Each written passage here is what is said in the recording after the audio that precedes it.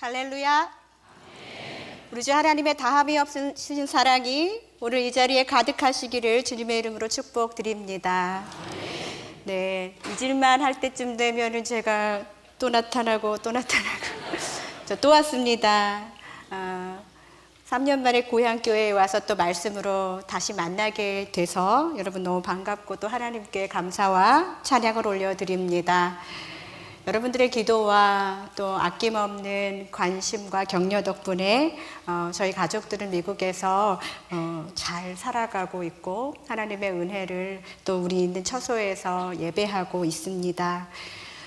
지난주에 제가 조죽에 앉았다가 갑자기 설교하라고 기억하시죠? 예.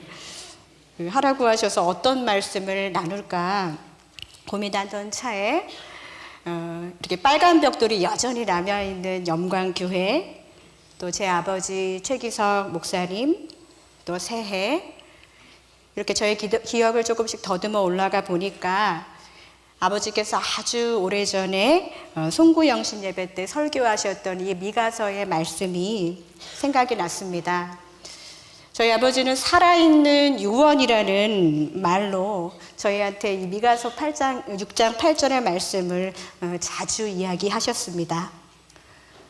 저는 오늘 여러분들과 함께 잊혀졌던 기억들, 또 여러분들의 이 왜곡된 잘못된 기억들, 아픈 상처들을 이 미가서 말씀을 통해서 한번 다시 바라보고자 합니다. 바라기는 이 시간을 통해서 우리의 기억 속에서 뜨겁게 하나님을 만났던 그 시간들을 다시 소환해내셔서 바로 지금 이곳에서 그 하나님을 다시 만나고 굳게 붙잡게 되시는 은혜의 시간이 되기를 간절히 소망합니다. 오늘 이 말씀은요, 하나님과의 추억을 잃어버린 여러분들과 함께 나누고 싶습니다. 여러분들 하나님과의 소중한 추억을 한 가지씩 다 가지고 계시나요? 혹시 그런 기억 없이 그냥 반복되는 일상적인 예배를 형식적으로 드리면서 이 한 해를 다시 시작하고 계시지는 않으십니까? 혹시 하나님과의 추억을 잃어버리신 분들, 아니 아예 그런 추억도 없다고 생각하시는 분들에게 오늘 하나님은 말씀하십니다. 내 백성아 기억하라. 그런데 이 말씀은요, 그렇게 아름다운 배경에서 나온 말씀이 아니에요. 하나님은 당신의 백성들을 최선을 다해서 그렇게 크고 아름다운 은혜를 베푸셨음에도 불구하고 하나님의 백성들은 원망합니다.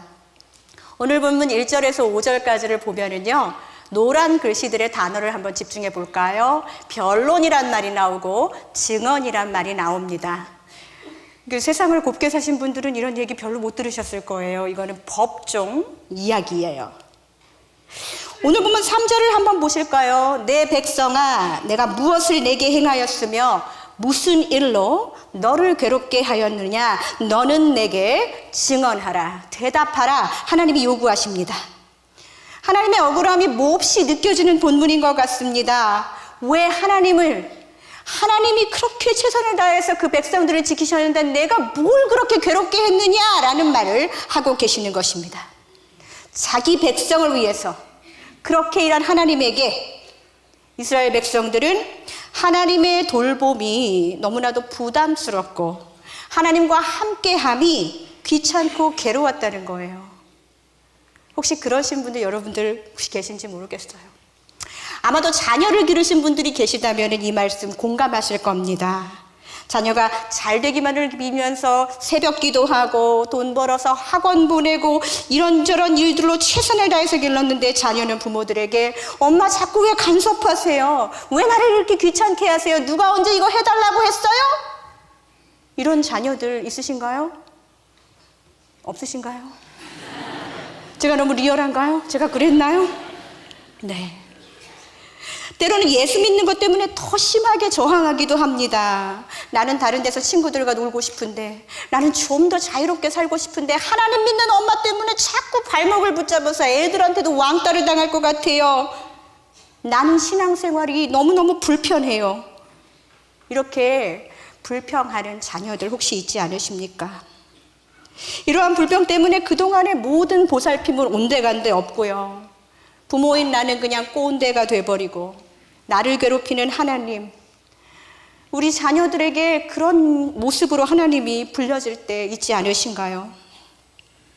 이런 발칙한 자식들을 가진 이 부모님들 같으면 불러내서 소리 지르고 야단치고 그렇게 하지 말라고 내가 너를 어떻게 키웠는데 하면서 한탄하며 난리가 났을 것입니다. 그러나 우리 하나님, 이 배은망덕한 자녀들에게도 불구하고 이렇게 말씀하십니다. 얘들아, 기억해봐라. 기억해라. 사실 나도 되게 지금 기분 나쁘지, 나 아프지만 너와 우리가 함께 나눴던 그 믿음의 추억들 한번 기억해 보아라. 내가 너에게 어떻게 했는지 한번 기억해 보아라.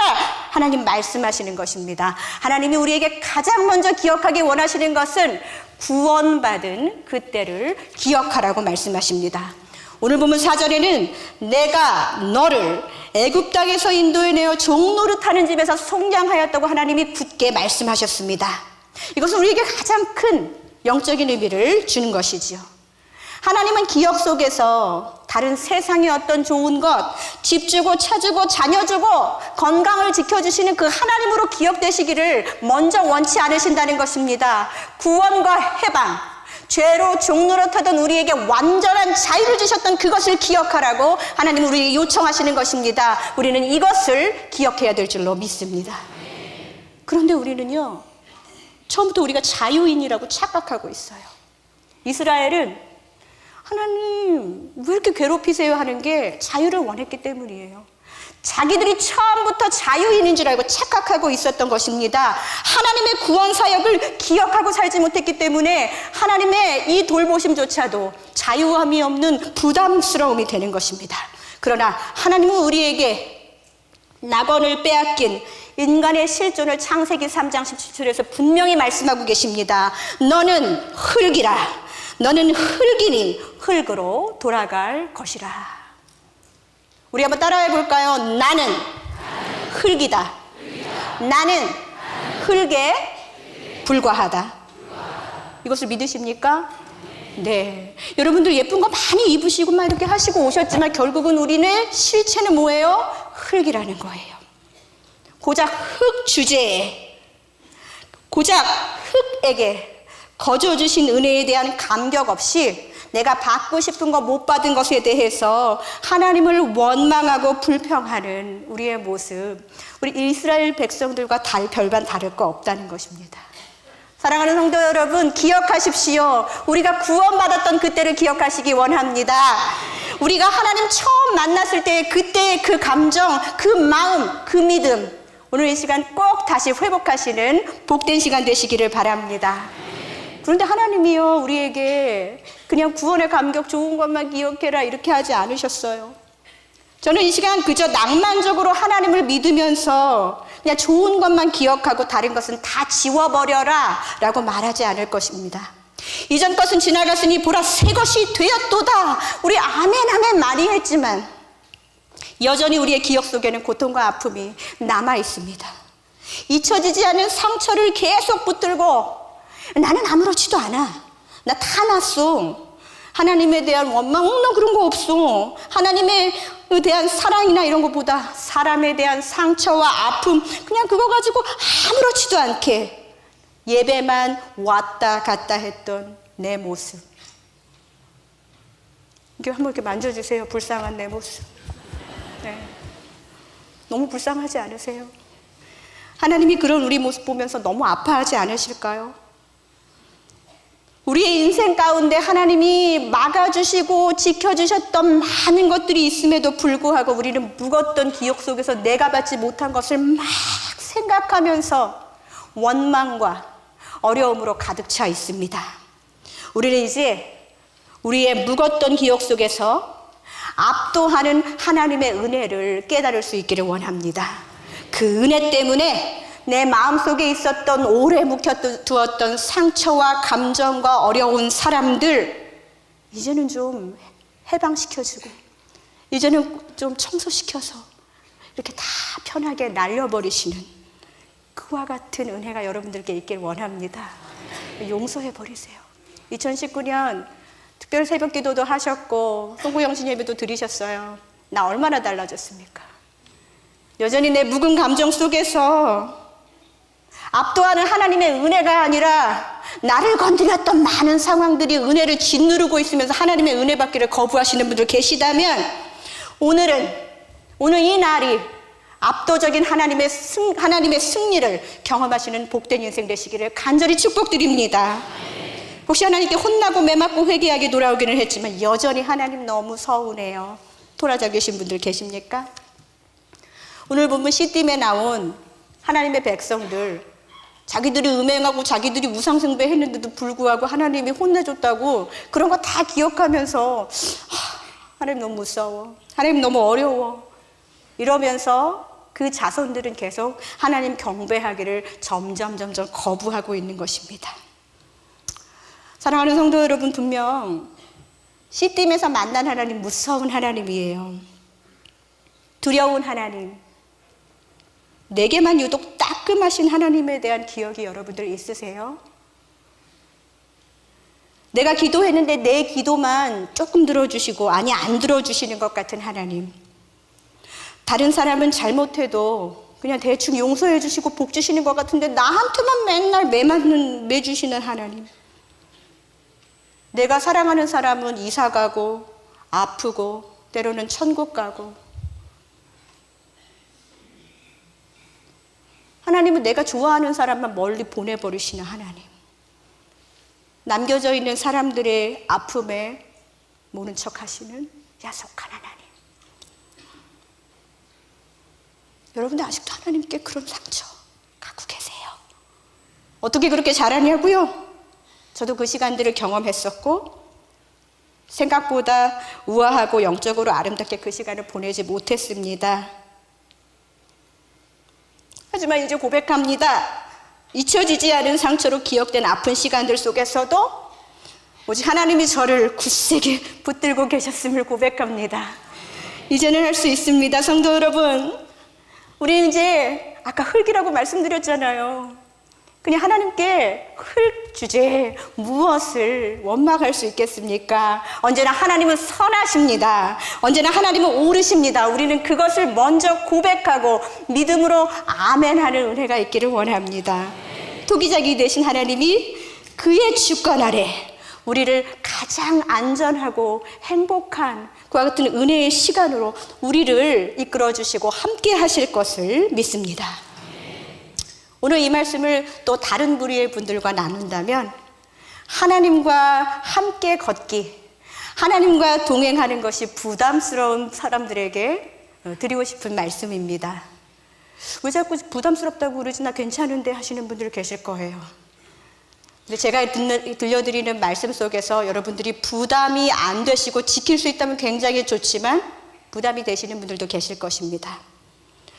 외롭기는 하지만 누구와 함께 있기는 싫은 마음, 혼자 있기는 싫은데 그렇다고 어딘가 소속되어 들어가가지고서는 같이 있기는 싫은 마음, 요즘 우리가 살고 있는 세상 속에서 흔히 볼 수 있는 모습이 아닌가 싶습니다. 누군가 얼굴 보고 이야기하는 것보다는 이 휴대폰 속 작은 세상에서 벌어지는 것들을 보면서 은혜받고 눈물 흘리고 정작 사람 얼굴을 보면 분노스럽고 부담스럽고 마음을 닫아버리게 되는 경우, 이것이 바로 오늘의 사회와 교회가 맞닥뜨린 현실입니다.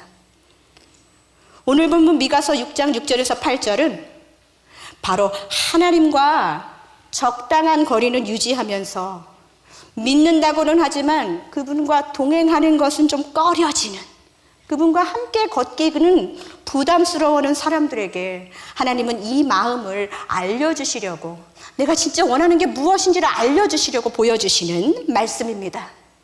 그럼에도 불구하고 미가서 6장 6절을 이렇게 시작합니다. 내가 무엇을 가지고 여호와 앞에 나아갈까? 하나님이 내가 뭘 가져가야 기뻐하실까? 보통 뭘 가져가려면 부담스러운 사람들, 그냥 얼굴 보기엔 좀 그런 사람들, 어려운 사람들에게 뭘 가져가려고 하죠. 저를 어려워하지 마세요. 그냥 저에게 뭘 가져오려고 하시면 안 돼요. 그냥 우리는 서로 편한 관계가 되어야 합니다. 하나님 그거 원하시는 거예요. 그런데 사람들은 자꾸 내가 무엇을 가지고 여호와 앞에 나아가며 높으신 하나님께 이것 갖다 드리고 저것 갖다 드리고 뭘 그렇게 많이 갖다 드릴까, 그것만 걱정합니다. 이 말씀은 하나님이 자기 백성을 인격적으로 만나고 싶으신데 그와 같은 하나님의 인격적인 부르심에 아주 고급지게 저항하고 거부하는 인간의 언어의 기술이 담겨진 본문입니다. 이 말씀을 이렇게 해석할 수 있습니다. 하나님 당신과 함께 동행하는 것이 부담스럽습니다만 대신 제게 있는 거, 이 값진 거 이런 거 드릴 테니까 저에게 그저 복이나 좀 던져 주십시오. 그런 말이에요. 그때 하나님이 선지자를 통해서 말합니다. 사람아. 이 사람아라는 말은 영어로 mortal, mortal이라는 말이에요. mortal이라는 말은 영원히 살 수 없는, 언젠가는 반드시 죽을 그런 뜻입니다. 영원하신 하나님이 우리에게 너가 어떤 존재인지 아니 이 사람아? 너는 유한한 존재야. 언젠가는 반드시 썩어질 운명이야. 그렇기 때문에 내가 필요하다는 것을 하나님 말씀하시면서 사람아! 라고 이야기하시는 것입니다. 그럼에도 불구하고 우리는 계속적으로 100년도 못 살면서 1000년을 살 것처럼 이 땅에서 하나님이 원하시는 것보다 내가 원하는 거 하면서 살고 있지는 않습니까? 이 미가서 6장 8절의 말씀은요, 미국의 지미 카터 대통령 아시죠? 예, 굉장히 장수한 크리스천 대통령인데 1977년에 대통령 그 선언, inauguration이라고 하는 대통령 선언할 때 미가서 6장 8절을 이렇게 성경에 딱 올려놓고 이 선서를 했었던 그 본문으로 유명합니다. 여러분들 성경 다 있으세요? 없으세요? 네. 그럼 이따 치고 우리 한번 해볼까요? 자, 대통령 선서보다 더 진지하게 이 말씀을 낭독하고 하나님 앞에 맹세하는 시간을 갖겠습니다. 자, 시작! 사람아, 주께서 선한 것이 무엇임을 내게 보이셨나니 여호와께서 내게 구하시는 것은 오직 정의를 행하며 인자를 사랑하며 겸손하게 내 하나님과 함께 행하는 것이 아니냐. 아멘. 우리에게 하나님이 원하시는 것이 무엇인지를 분명히 보여준 본문에 우리는 선언했습니다. 대통령 선서식보다도 더 엄숙한 이 시간 옆에 계신 분들 다 선언했던 거를 여러분들 기억하셔야 됩니다. 우리는 여기서 하나님의 마음 보아야 합니다. 왜냐? 피하고 싶은 현실, 마주치기 싫은 사람들을 보기 원하시는 하나님, 그 하나님의 마음을 여기서 볼 수 있기 때문입니다. 미가서 6장 8절의 말씀 너무나도 아름다운 말씀이지요. 여러분, 하나님이 원하시는 이 세 가지 여러분들 다 지켜 행하시기를 원하십니까? 네, 제가 부담된다고 그러니까 조금밖에 안 말씀하신 거예요. 네. 다 지켜 행하시기를 원하십니까? 네. 그래도 별로 네. 왜냐하면 이 말씀을 함부로 아멘하기 참 어려운 말씀입니다. 먼저 하나님 우리에게 정의를 행하라고 말씀하십니다. 정의가 무엇인지 알아야 정의를 행하겠죠. 이 땅에 정의를 말하는 사람 많고 정의를 판단하는 사람 많고 자기가 정의라고 생각하는 사람이 많이 있습니다. 그러나 그것은 참 정의가 아니에요.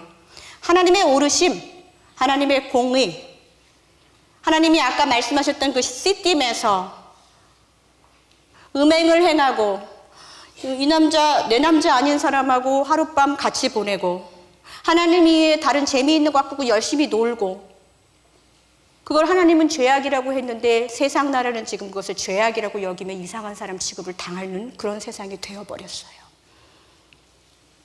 정의는 행하는 것 이상으로 중요한 것은 뭐냐면 정의의 기준이 어디 있느냐예요. 정의의 기준은 하나님의 시선, 하나님의 기준이 되어야 할 줄로 믿습니다. 하나님의 백성이라면 이 땅에 하나님의 뜻을 제대로 해석하여서 하나님의 정의를 행해야 될 의무가 있다는 거예요. 여기에서 하나님의 시선, 그것은 어디에서 나타나느냐? 말씀이 아니면 그 일을 할 수 없다는 것입니다. 제가 저희 집 얘기를 한 번 하겠습니다. 저에게는 9살, 10살 된 아들과 딸이 있습니다. 그리고 저희 아름다운 어머니 최숙자 사모님과 함께 살고 있습니다. 제 아들이 연도 외우는 걸 되게 좋아해요. 그래서 이 대통령 이름을 연도수에 맞춰서 외웁니다. 할머니, 링컨은 1809년에 태어났어요. 그리고 내 동생은 2009년에 태어났어요. 나는 2008년에 태어났어요. 그리고 제 아들이 묻습니다. 그런데 할머니는 어떤 년이에요? 이렇게 물어봅니다. 네. 제 아들이 저기 2세라는 거를 감안해 주시고 이게 한국말이 서툴어서 그래요. 이 도덕 수준 상위 1%이신 우리 최숙자 사모님께서 깜짝 놀라시며 아무 말도 못 하셨어요. What year? Which year? 몇 년도에 태어났냐가 궁금했던 이 아들이 다시 물어봅니다. 아니 할머니, 너 년이 어떤 년이냐고요. 네. 저는 어디까지 가나 한번 놔둬봤어요. 어머니는 벌써 기절하셨습니다. 저쪽에서 한국말을 조금 더 못하는 제 딸이 오빠, 할머니한테 그렇게 말하는 게 아니래요. 할머니, 너님은 어떤 년이세요?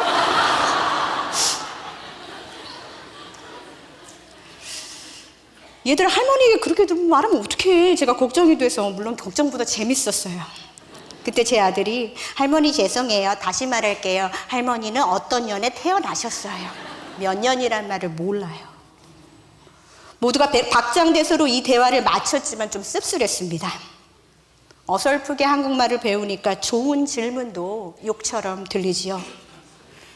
사랑하는 성도 여러분, 말씀을 제대로 배우지 않으면 어설프게 말하다가 말씀 모르는 사람들에게 말하다가 욕이 될 수도 있다는 말이에요.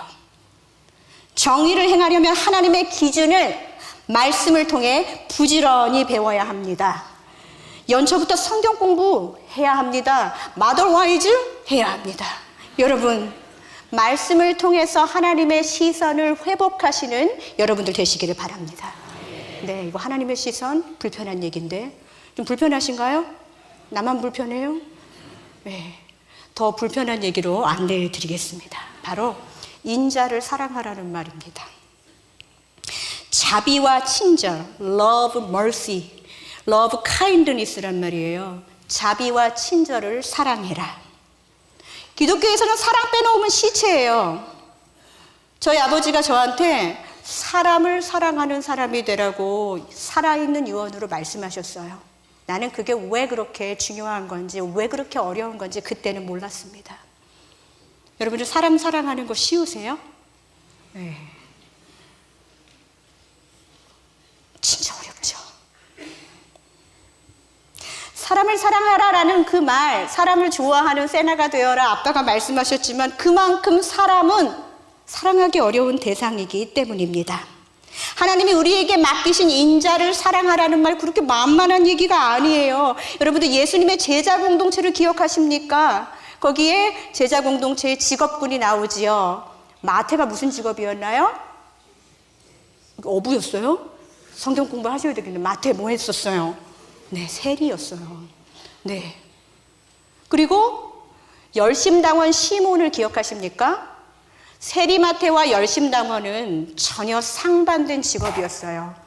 마태는 이스라엘 자기 백성들에게 세금을 갈취해서 자기가 이윤을 남기고 로마의 식민지였을 때 이스라엘의 그 세금을 로마에게 바치는, 지금으로 말하면 매국노 같은 존재였습니다. 열심당원 시몬은 무장으로 유대를 로마로부터 독립시키기 위한 일종의 광복군이었어요. 이게 무슨 말일까요? 12명밖에 되지 않는 제자 공동체 안에 세리마태, 매국노와 광복군이 함께 있는 것입니다. 그런데 예수님이 뭐라고 그러셨는지 아세요?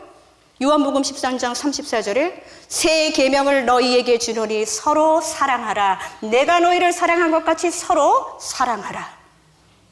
아멘 안 나오죠? 아니 하시란 얘기가 아니라 나오기 되게 어렵다는 얘기예요. 그냥 무의식적으로 아멘 하지 마세요. 그 정도 수준은 되잖아요. 여러분들, 매국노와 광복군이 한 공동체 안에서 서로 사랑할 수 있는 게 이 땅에서 가능하다고 생각하십니까? 예수님이면 가능하겠죠? 하나님 나라의 제자 공동체니까 이것이 가능하겠죠? 염강교회가 진정으로 선교적인 교회로 나아가기 위해서는 그 다음 말씀을 기억해야 돼요. 너희가 서로 사랑하면 비로소 너희가 내 제자인 줄 알리라 말했어요. 여러분들이 사랑하지 않고 선교하는 모든 것들 속에서 사람들이 저 사람들이 하나님 제자일 필요 없어. 예수님 제자일 리 없어. 의심한다는 것입니다. 그만큼 어려운 사랑 감당하면 그래, 바로 크리스천은 이런 사랑하는 거야 라는 것입니다. 불편하시죠? 제가 오늘 여러분 그거 하라고, 오늘 그거 결단하라고 말씀드리고 싶지만 오늘은 조금 작은 것부터 시작하겠습니다. 그냥 어려운 사람, 그만큼 불편한 현실과 한번 맞닥뜨려 보세요. 이제는 하나님이 그거 하라고 저를 오늘 보내신 줄로 믿습니다. 사랑하는 성도 여러분, 교회 안에서 하나님만 바라보고 신앙생활 하시는 분들 계셨다면 이제는 혹시 고 최기성 목사님을 기억하시고 그분의 삶을 진정으로 따라가기 원하시는 분들 계시다면 저는 그것을 기억합니다. 사람을 좋아하는 우리 영광인들 되시기를 주님의 이름으로 축복드립니다. 이제 마지막으로 진짜 더 부담스러운 얘기, 하나님과 함께 걷기를 거부하고 부담스러워하는 사람들에게, 여러분들에게 제가 드리고 싶은 말씀은 하나님과 2019년에는 동행하는 거리를 조금 더 좁혀가는 한 해가 되시기를 원합니다. 겸손히 하나님과 함께 행하라라는 말은 walk, 걸어가라, humbly, 겸손하게라는 말이에요. 정말 겸손하게 걷는 게 어떤 걸까요? 내가 정말 존경하는 사람과 함께 걸어본 적 있으세요? 그분보다 먼저 앞서 걸으려고 하지도 않고 약간 이렇게 등을 굽힌 채로 너무 가까이 가서 그분의 발등을 밟고 싶지도 않고 발꿈치를 밟지도 않고 너무 멀어져서 그분이 말하는 거 못 듣지도 않고 간격이 벌어지지도 않고 적당하게 걸어가는 그 기분, 그 느낌 기억하십니까? 그 길을 다 알고 있더라도 이 길 아닌데? 하나님이 딴 길로 가셔도 이 길 아닌데? 내가 더 잘하는데? 라고 길 안내를 거부하지 않은 그 느낌적인 느낌을 여러분들 기억하십니까? 하나님과 동행하며 함께하는 삶이라면 내 몸에 힘을 쫙 뺀 믿음의 고백이 있어야 될 줄로 믿습니다. 어떤 상황 속에서도 하나님에게 실망하지 않는 것이 우리의 소명인 줄로 믿습니다. 왜냐? 우리의 실체는 뭐라고요? 유한한 인생이라는 것입니다. 그러나 우리는 그것 때문에 나는 흑이니까 라는 그런 작은 그와 같은 자존감으로 살 필요가 없어요. 다윗은 고백합니다. 내가 사망의 음침한 골짜기를 다닐지라도 해를 두려워하지 않을 것은 주께서 나와 함께 하심이라. 할렐루야. 진정으로 하나님과 동행하는 사람이라면 두려움이 없는 것입니다. 내가 담대해서가 아니에요. 내 가까이에 함께 걷고 계신 하나님 때문에 담대하게 어두운 길도 헤쳐나갈 수 있다는 것입니다. 2019년 우리 영광 공동체는 이 담대함을 소유할 수 있기를 축복드립니다. 너무 어려운 부탁을 드렸지만 여러분들 우리 한번 이 세상 사는 동안에 하나님의 사람은 이런 것 좀 한번 했으면 하는, 하나님 모르는 사람들에게 그런 것들을 보여주면 좀 어떨까요?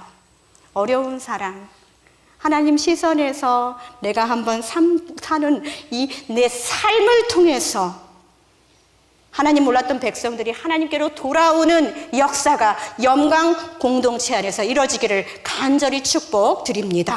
함께 기도하겠습니다. 살아계신 하나님, 흙밖에 안 되는 연약한 인생을 사랑하셔서 구원해 주셔서 감사드립니다. 2019년 영광 공동체 안에 하나님과의 추억을 기억하며 미처 바라보지 못했던 아픈 상처들도 말씀으로 회복하는 은혜가 반드시 있게 하여 주옵소서. 하나님과 함께 걷는 것이 부담스러웠던 저에게 하나님 기준에서 정의를 행하며 피하고 싶은 어려운 사랑도 감당하며 겸손하게 주님과 동행하는 기적을 체험하는 영광 공동체가 되어서 세상으로 나아가 빛과 소금의 역할을 감당하게 인도하여 주옵소서. 이같이 간구할 때에 주 예수님의 이름으로 기도합니다. 아멘.